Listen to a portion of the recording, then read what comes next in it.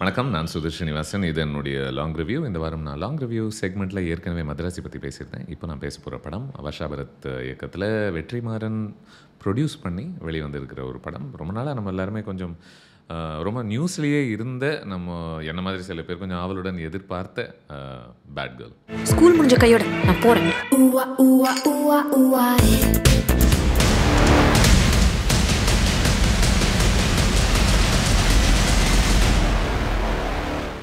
சில படம்ல just in terms of அவங்க எப்படி ஷூட் பண்ணியிருக்காங்க, எப்படி கன்செப்சுவலைஸ் பண்ணியிருக்காங்க ஒவ்வொரு மோமெண்ட்டையும், ஓவரால் ப்ராட்லி இந்த ஸ்ட்ரக்சர் வந்து நமக்கு பழக்கப்பட்ட ஒரு ஸ்ட்ரக்சரா இல்லை ரொம்ப புதுமையான ஒரு ஸ்ட்ரக்சரா, இதெல்லாம் பற்றி யோசிக்கும்போது அது பல சட்டதிட்டங்களை திருத்தி எழுதுகிற ஒரு தன்மை கொண்ட ஒரு ஃபில்ம்.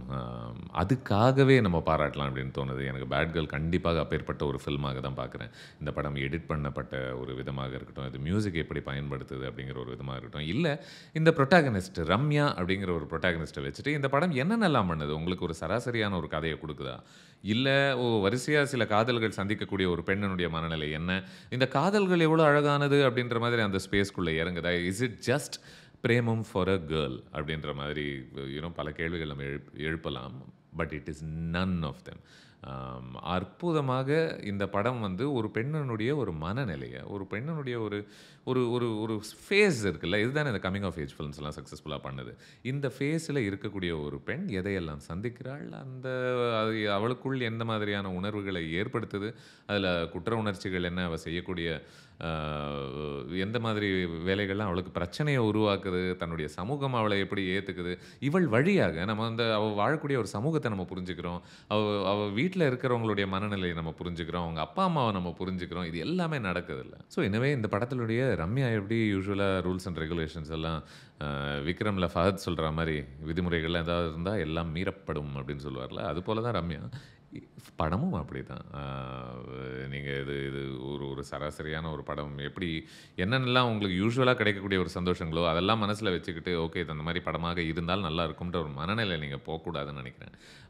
இது என்ன மாதிரி ஆக்சுவலி எல்லா படத்தையும் அப்படி தான், அது என்னவாக இருக்கோ அதை அதனுடைய தன்மையோட ரசிக்க நம்ம முயற்சி பண்ணணும் அப்படின்றது தான் நான் நினைக்கிறேன். லைக் விதிமுறைகளை எங்கெல்லாம் மீறுது அப்படின்னு நான் சொன்னேன்னா நிறைய எக்ஸாம்பிள்ஸ், ஆக்சுவலி இந்த படம் பூரா நம்ம சொல்லிக்கிட்டே இருக்கலாம். ஒரு சின்ன எக்ஸாம்பிள் சொல்லணும் அப்படின்னா, ஒரு ஒரு ஒரு பெண் வந்து ஒரு ஆணை அடிக்க போகிறான். எதுக்கு அடிக்க போகிறா அப்படின்னா, நான் அவனை பயங்கரமாக லவ் பண்ணுறேன், ஆனால் நீ என்னை சீரியஸாகவே எடுத்துக்க மாட்டேங்கிற, maybe you are two timing, maybe நீ நீ ரொம்ப கேஷுவலாக இந்த ரிலேஷன்ஷிப் எடுத்துக்கிற அப்படின்றத கொஞ்சம் கொஞ்சமாக ஒருத்தி கடுப்பு வருது. யூஸ்வலாக எப்படி நம்ம அப்ரோச் பண்ணுவோம், ஆமாம் கொஞ்சம் கொஞ்சமாக வருது, ஒரு பெரிய வலிக்குள் ஆகிறாள், அதன் பிறகு அரைகிறாள், குத்துறா, ஏதோ ஒன்று பண்ணுறா அப்படின்ற மாதிரி. பட் இந்த படம் என்ன பண்ணுது, ஆல்மோஸ்ட் அவளுக்கு அந்த வலி வரும்பொழுது, அந்த கோபம் வந்து அவள் மனசுக்குள்ளே பெருகும் பொழுது, அந்த இடத்துல திடீர்னு ஒரு மோமெண்ட் வருது. என்ன அப்படின்னா, ஆல்மோஸ்ட் ஒரு குழந்தையை போல் ஒரு காலேஜ் போர்ஷனில் கொஞ்சம் சரக்கடித்த ஒரு சின்ன ஒரு போதையில், அங்கே ஒரு டைல்ஸ் எல்லாம் இருக்குது, பிளாக் ஒரு ஒயிட் டைல்ஸு. அப்படி இந்த கோவத்தில் இந்த சோகத்தில் உச்சக்கட்டத்தில் இருக்கும்போது கூட டக்குன்னு அந்த டைல்ஸ்லேருந்து ஒவ்வொரு டைல்லேருந்து இங்கே கருப்பு டைல்லாம் அப்படி சும்மா குதிச்சிட்ருக்கான். இப்போ அந்த மோமெண்ட்டினுடைய நீங்கள் கேட்கலாம், இது வந்து இந்த கதையை சொல்கிறதுக்கு எவ்வளோ பயங்கரமாக பயன்படுது அப்படின்னா, which is way I think this is a very fascinating film. ஏன்னா ஃபார் மீ அந்த மோமெண்ட் வந்து அவள் ஏன் அடிக்கிறா அவனை அப்படின்றத புரிய வைக்குதோ இல்லையோ, அவளுடைய மனநிலை என்ன, அவள் ஜென்ரலாக ஒரு பிரச்சனை வந்து அதை எப்படி அணுகக்கூடியவன், ஒரு பிரச்சனை வந்ததுன்னா நேரடியாக அதை கன்ஃபரண்ட் பண்ணக்கூடிய ஒரு பெண்ணா, இல்லை அவளுக்குள்ளேயே இல்லை விட்டுருன்னு சொல்லிக்க முயற்சி பண்ணிக்கிட்டு இருக்கிற ஒரு பெண்ணா, இந்த மாதிரி பல சிந்தனைகள் நமக்குள்ளே உருவாக்குது. இன்னொரு மோமெண்ட் சொல்லணும் அப்படின்னா, ஆட்டோவில் ரம்யாவும் அவங்க அம்மா சாந்தி பிரியா, எனக்கு அவங்க பெர்ஃபார்மன்ஸ் ரொம்ப பிடிச்சது. அவங்க 2 பேருமே ஒரு ஆட்டோவில் போய்கிட்டு இருக்காங்க. போய்கிட்டு இருக்கும்போது ரம்யா வந்து அப்போ தான் ஒரு ஸ்கூலில் ஒரு பெரிய பிரச்சனை போயிட்டுருக்கு, போன பிறகு அந்த மாதிரியான ஒரு சீன், அவங்களுடைய ஒரு கான்ஃபரன்டேஷன் சீன் மாதிரின்னு வச்சுக்கோங்களேன். இதை ஜென்ரலாக நம்ம எப்படி ஷூட் பண்ணுவாங்கன்றது நமக்கு தெரியும். வைடாக 2 பேரையும் காமிப்பாங்க, இந்த மாதிரி தான் போயிட்டுருக்கும். பட் இந்த படம் திடீர்னு போய் அவங்க பேசிட்டே இருக்கும்போது டக்குன்னு we get really tight closeups of 2 பேருடைய ஒரு கண்கள் நம்ம பார்க்குறோம். அந்த அம்மாவுடைய ஒரு கண்ணில் வந்து என்னடா இந்த பொண்ணை எப்படி அணுகிறதுன்னே புரியலையே அப்படின்ற ஒரு ஹெல்ப்லெஸ்னஸ் தெரியுது. டக்குன்னு கட் பண்ணா இந்த பெண்ணுடைய ஒரு கண்ணு நம்ம பார்த்தோன்னா, அந்த பெண்ணுடைய ஒரு கண் என்னன்னா, எவ்வா இவ கூட வாழ்ந்துக்கிட்டு நான் படுற கஷ்டம் இருக்கே அப்படின்ற ஒரு டிஸ்டெயின் அவங்க கண்ணில் ஒன்று தெரியுது. Again very very unusual choices. We would not see this in your usual film நினைக்கிறேன். ஸோ இது வந்து ஒரு ட்ரெடிஷ்னல் நரேட்டிவ் ஆர்க் அப்படின்றதையும் தாண்டி வின்யட்ஸ்ன்னு சொல்லுவாங்கள்ல. என்னென்னா அங்கங்கே சின்ன சின்ன சின்ன சின்ன சின்ன சின்ன மோமெண்ட்ஸ் வழியாக நமக்கு ஓவரால் அந்த பெண்ணினுடைய மனநிலையும் அந்த பெண்ணுடைய வாழ்க்கை என்னவாக இருக்குது அப்படின்றத நமக்கு புரிஞ்சுக்க அனுமதிக்குது இந்த மாதிரி படங்கள். நம்மளை யோசிக்க வைக்குது, யோசிக்க தூண்டுது. நமக்கே ஒரு பெரிய சுய பரிசீலனை பண்ணுறதுக்கு உதவுதுன்னு நினைக்கிறேன். நமக்கு இது பிடிச்சிருக்கு அப்படின்னா, ஏன் இது நமக்கு பிடிச்சிருக்கு? இது நிஜமாவே பிடிக்க வேண்டியதா? இல்லை நமக்கு ஒன்று பிடிக்கல அப்படின்னு நமக்கு கோவம் வருது அப்படின்னா, எதுக்கு நமக்கு இது கோவம் வருது? அப்படின்றது நம்மளை யோசிக்க வைக்கக்கூடிய ஒரு ஒரு ஃபில்மாகவே நான் பார்க்குறேன். ஃபார் எக்ஸாம்பிள் ஒரு ஒரு ஒரு ஃபோர்ஸ்ட் ஒரு பிரேக்கப் ஒன்று நடக்குது ஸ்கூல் பருவத்தில் ரம்யாவுக்கும் இன்னொரு பையனுக்கும். பல படங்கள், பல கதைகள் இதை வந்து ரொம்ப ஒரு பெரிய சோகமாக கண்டிப்பாக அதை காமிக்கும் அப்படின்னு நினைக்கிறேன். ஆர் அதனுடைய டீட்டெயில்ஸ் எல்லாம் நமக்கு ரொம்ப விரிவாக சொல்லப்படும். அவங்க இப்படிலாம் இருந்தாங்க, அப்படிலாம் இருந்தாங்க, ஐயோ இப்படி பிரிச்சிட்டாங்களே அப்படின்ற மாதிரி. பட் இந்த படம் என்ன பண்ணுது அப்படின்னா, அவள் போகிறா, நைட்டு வந்து தூங்குறா. அப்படி தூங்குறான்னா கண்ணை மூடிக்கிறா. அந்த ஒரு சோகத்தில், கோவத்தில் கண்ணை மூடிக்கிட்ட உடனே அமித் திரிவேதி அவர்களுடைய ஒரு மியூசிக் கிக்கின் ஆகுது. கிக்கின் ஆகும்போது அதுக்கு சிங்க் ஆகிக்கிட்டே அவளுடைய ஒரு ரொம்ப ப்ரீஃபான சில நினைவுகள், அது கூட நினைவுகள் இமேஜஸ் நம்ம பார்க்குறோம். அவங்க கூட இருந்த சில மூமெண்ட்ஸ் நமக்கும் அப்படி தானே. நம்ம சட்டுன்னு ஒருத்தவங்களை ரொம்ப மிஸ் பண்ணுறோம் அப்படின்னா நமக்கு விரிவான எக்ஸ்பீரியன்ஸஸோ விரிவான மெமரிஸோ வரப்போகிறது கிடையாதுல்ல. ஃப்ளாஷஸ் வரும்ல ஆஃப் இமேஜஸ். இந்த ஒரு ஒரு ஒரு ரொம்ப ரியலிஸ்டிக்கான ஒரு ஃபில்மாகவே நான் பார்க்குறேன். அதனால தான் எனக்கு இம்மர்ஷன் ரொம்ப ரொம்ப ஈஸியாகவே இருந்துச்சு இந்த ஃபிலிமில். மேபி அதனால தான் நான் ரொம்ப சுலபமாகவே எனக்கு கண்ணில் தண்ணி தேங்கிச்சு அங்கங்கே. அதுவும் ஒரு இடத்துல ஒரு வாய்ஸ் ஓவர் யூஸ் பண்ணது, அது யூஸ் பண்ணப்பட்ட ஒரு முறை எனக்கு ரொம்ப பிடிச்சது. அது இன்னும் ரொம்ப எமோஷனல் ஆக்கிச்சு. இந்த படம் ரொம்ப டீப்பான ஐடியாஸ் எல்லாமே ரொம்ப எஃபர்ட்லெஸ்ஸாக பேசுது அப்படின்னு நினைக்கிறேன். ஜெனரேஷனாக பெண்கள் எப்படி கட்டுப்படுத்தப்படுறாங்க அப்படின்றத அது எப்படி பேசுது நம்ம கவனிக்கணும்னு நினைக்கிறேன்.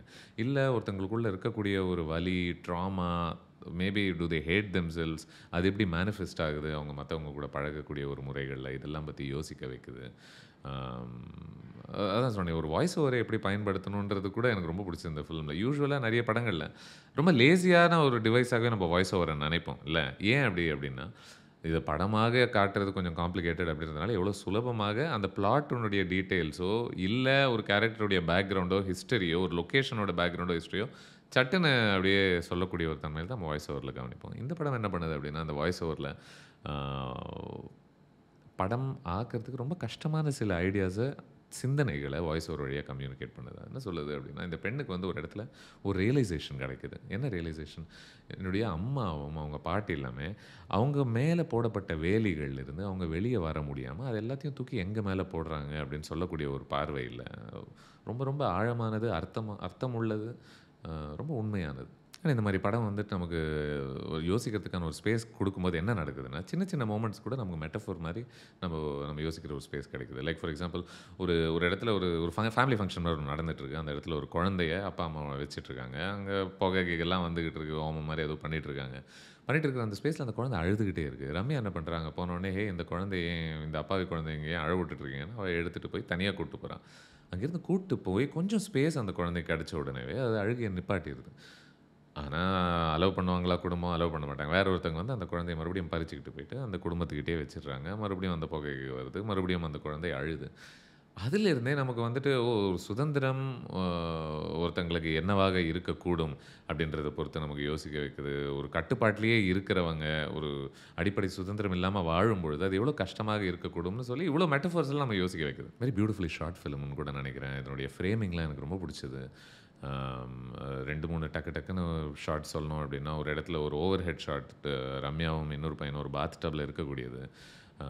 இல்லை அதன் பிறகு ஒரு பூனையை துரத்துக்கிட்டு அப்படியே ரம்யா நைட்டில் அப்படியே சுற்றிக்கிட்டு இருக்கும்பொழுது அந்த இடத்துல அவளும் ஒரு நாயும் அங்கே ஒரு மரமும் ஆல்மோஸ்ட் அவளுடைய ஒரு தனிமையை கூட அது ரொம்ப பியூட்டிஃபுல்லாக கேப்சர் பண்ணுது அப்படின்னு நினைக்கிறேன். அதில் இருக்கக்கூடிய அவளுடைய வாழ்க்கையில் இருக்கக்கூடிய அவளே உணர்றாளோ இல்லையோ அதில் இருக்கக்கூடிய ஒரு அழகையும் நம்மளால் பார்க்க முடியுது. ஐ திங்க் இந்த படத்தினுடைய ஒரு ட்ரெய்லர் வந்த பிறகு பரவலாக சில பேர்லாம் சில பிரச்சனையெல்லாம் பேசிக்கிட்டு இருக்காங்க, ஏன் இப்படி தான் அப்படித்தான் அப்படின்ற மாதிரி.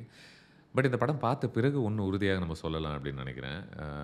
ரம்யாவை இந்த படம் வந்து இவள் போலத்தான் நீங்கள் வாழ வேண்டும் அப்படின்றத இந்த படம் முன் வைக்கலை.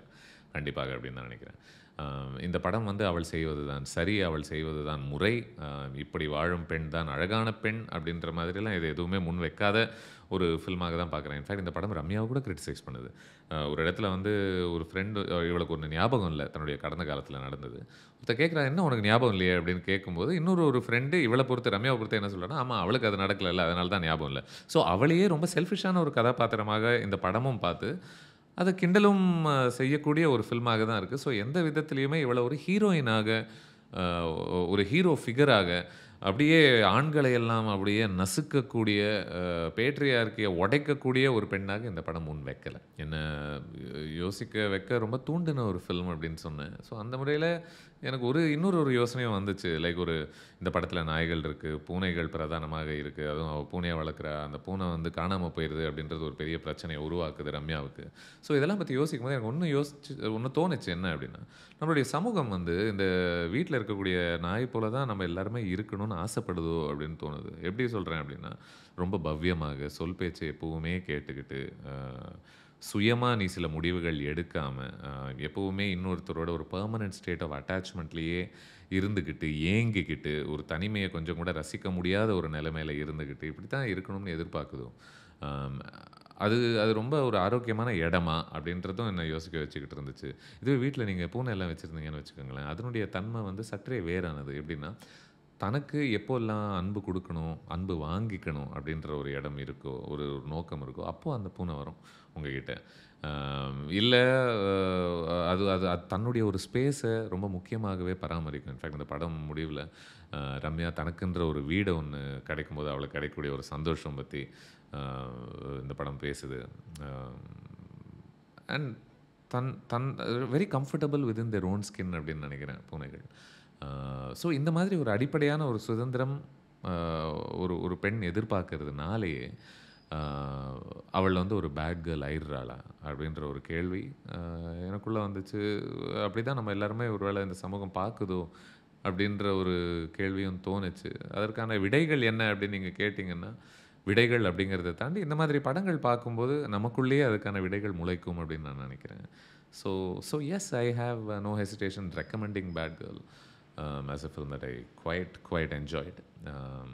ஸோ இது என்னுடைய long review of Bad Girl. மறுபடியும் இன்னொரு லாங் ரிவ்யூக்கு உங்களை சந்திக்கும் வரை நன்றி, வணக்கம்.